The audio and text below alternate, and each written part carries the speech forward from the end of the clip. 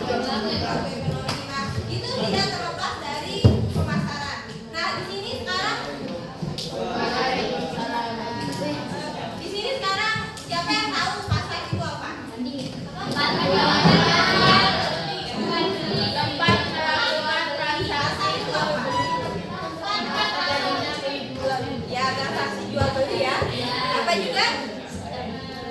Di pasar itu ada namanya harga pasar. Bagaimana sih, pernah nggak sih kalian memikir bagaimana terbentuknya harga pasar tersebut, harga barang tersebut sehingga harganya seperti itu? Pernah nggak kalian mikir? Kok bisa harganya seperti itu?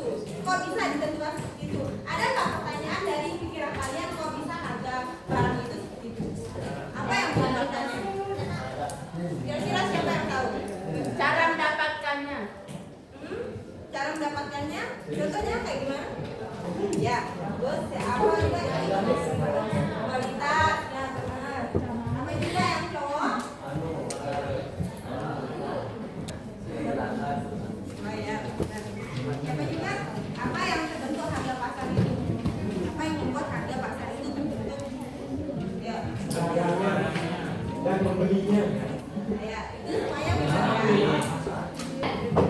Nah, jadi tadi pasar merupakan tempat transaksinya antara penjual dan pembeli ya. Nah, di situ yang biasa kemarin kita disebut dengan distribusi atau penyaluran barang. Nah, yang ada di pasar. Nah, jadi di sini ya, kakak mau jelaskan.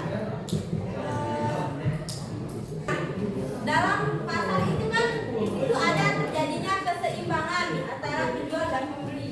Nah, caranya yaitu dengan misalnya contoh nih, di saat kita berbelanja, pernah nggak kalian menemukan ibu-ibu yang menawarkan barang tersebut? Misalnya contohnya cabai. Nah, misalnya tomat deh. Tomat kalau di pasar itu orang yang menjual itu tidak langsung menjual harganya dengan harga yang pas, tapi dia akan menjualnya dengan harga yang lebih tinggi. Karena apa? Mereka tahu bahwa ibu-ibu yang belanja ke pasar itu pasti menawarkan barang. Beda lagi dengan di toko-toko besar seperti SB atau mall, kan ada tuh yang menawar barang di mall. Nah, di situ terbentuk nanti keseimbangan. Misalnya harganya 15.000, ibu-ibu menawar nih, gimana kalau 10.000 aja? Ih, jangan, masih belum bisa, 12.000 aja. Ya, kadang kayak gitu. Ya udah, saya pergi aja deh, kalau nggak bisa 10 udah Dipanggil. Ini ada nggak apa-apa 10.000 aja. Nah, jadi di situ antara pedagang dan pembeli itu menyeimbangkan harganya. Akan tetapi dia akan tetap mendapatkan keuntungan orang yang dijual itu. Nah, dia nggak mau menurunkan harga, misalnya 8.000, dia temu orang 10.000 jangan dia pakai modalnya, kan? Nah, seperti itulah di 10.000 itu ditentukan titik temunya keseimbangan antara penjual dan pembeli. Nah, disitulah terbentuk harga pasar, keseimbangan harga pasar. Jadi antara tawar menawar itu nanti ditemukan. Nah, makanya kalau di pasar itu tidak apa kita menawar. Kenapa? Orang-orang itu tidak menjual dengan harga yang maksimalnya itu enggak. Pasti dia akan menjual lebih dari harga itu.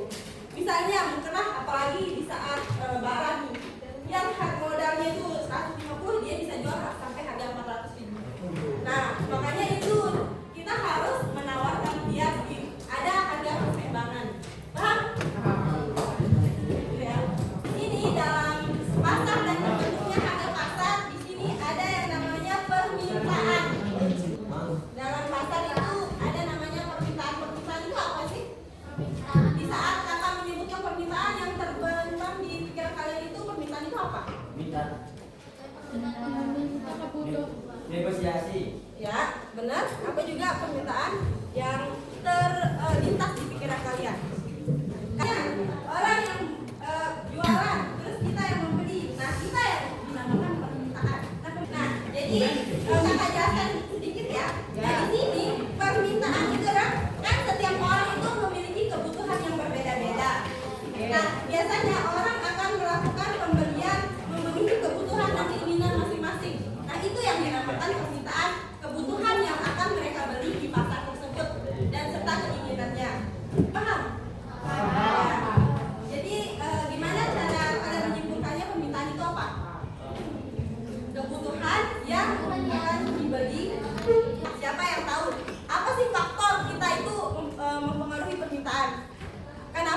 bisa membeli barang tersebut? Apa? Kebutuhan. Nah, itu apa lagi, Mbak? Pun. Karena apa? Itu trennya sekarang. Orang-orang itu semuanya memakai itu ya karena itu tren, gitu kan? Nah, itu terkadang kita itu mempunyai kebutuhan berbeda-beda tergantung dari diri kita. Nah, ada juga yang paling menonjol ini dalam permintaan itu karena apa? Karena ekonomi. Ya. Jadi kalau orang itu mempunyai ekonomi yang lebih tinggi, maka kebutuhan atau permintaannya itu lebih banyak, ya kan? Karena uangnya banyak kan, pasti dia itu mempunyai kebutuhan yang banyak. Misalnya dia beli mobil, beli motor, beli apa juga? Ya barang-barang branded, tas-tas mahal sampai ke luar negeri. Nah itu yang mempengaruhi permintaan. Sampai sini paham? Nah tadi setelah permintaan, yang mempengaruhi permintaan apa yang pertama? Kebutuhan. Hukum permintaan menyatakan bahwa hubungan antara jumlah barang yang disimpan dan tingkat harga berkorelasi negatif atau berbanding terbalik. Artinya, jika tingkat harga naik, maka jumlah barang yang diminta turun, seperti yang dibilang tadi.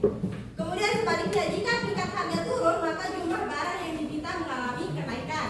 Nah, kalau harganya naik kan pasti orang itu akan sedikit meminat terhadap barang tersebut. Nah, kemudian jika harga misalnya kebab nih, harganya itu 20.000, pasti dia akan orang-orang itu tidak akan terlalu meminati kebab tersebut. Nah, di saat harganya 5.000, maka banyak orang yang meminati kebab tersebut. Paham? Nah, itu hukum dari permintaan. Apa itu penawaran? Nah, penawaran ini yang terlintas di pikiran kalian itu apa? Orang yang Harga. ya, coba silakan siapa yang mau menjelaskan bisa setting coba siapa yang mau angkat tangan untuk menjelaskan apa itu penawaran. Ayo, penawaran itu apa? Penawaran adalah jenis barang atau jasa yang ditawarkan oleh produsen untuk dijual pada berbagai tingkat harga dalam suatu periode tertentu. Nah jadi gitu ya. Siapa yang bisa menyimpulkan atau mengulangi lagi kata-kata dari temannya tadi? Nah jadi gitu ya. Penawaran itu adalah jumlah barang yang ditawarkan oleh produsen atau yang membuat barang itu terhadap konsumen. Nah itu yang dinamakan penawaran. Nah jadi misalnya kita yang menjual barang itu, misalnya kakak nih membuat pisang goreng sebanyak 200 biji. Nah itu jumlah barang itu yang kakak tawarkan kepada konsumen atau pembeli. Itu yang dinamakan penawaran. Kayak orang menjual gitu. Misalnya di pasar banyak kalian temukan misalnya penawaran dari baju, berapa jumlah baju yang ditawarkan dengan harga tertentu. Gitu ya. Nah kemudian di sini ada faktor yang mempengaruhi penawaran. Ayo, siapa yang mau di sini bantu kakak untuk menjawab? Apa faktor yang mempengaruhi penawaran itu? Karena barang terlalu mahal. Ya, biaya produksi, apa juga? Bahan baku. Ya, apa juga? Bahan baku. Teknologi, apa juga? Harga barang ya, apa ini yang cowok. Faktor yang mempengaruhi produksi apa? Apa? Kenapa produksi itu harga produksi itu terbentuk gitu? Kenapa? Apa faktornya? Apa faktor yang mempengaruhi penawaran itu? Seperti harganya, ya apa juga? Ya kualitas benar. Produksinya, karena produksi bahan produksi maka tentunya harga penawaran tersebut. Misalnya modalnya berapa?